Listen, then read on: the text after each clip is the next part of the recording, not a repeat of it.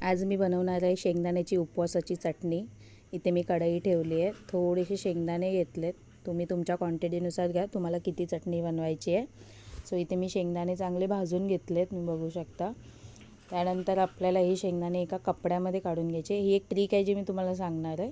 कपड्यामध्ये गरम शेंगदाणे तुम्ही जर घेतलात आणि त्याची मोठे करून जर ते थोडेसे हाताने केलात तर त्याची सालं पटापट निघतात आणि असे शेंगदाणे साफ करून पित्त पण होत नाही आपल्याला।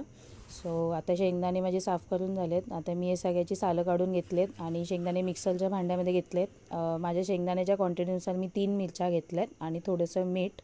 आता आपल्याला हे मिक्सरला पहिलं सुखं ग्राइंड करून घ्यायचं, जेणेकरून जेव्हा मी तुम्हाला दाखवेन तेव्हा व्यवस्थित हे एक बारीक झालेलं आहे। आता आपल्याला याच्यात थोडंसं पाणी ॲड करायचं आहे। तुम्हाला किती पातळ किंवा किती घट्ट चटणी हवी, आता बघू शकता मी चटणी बनवून घेतली आहे।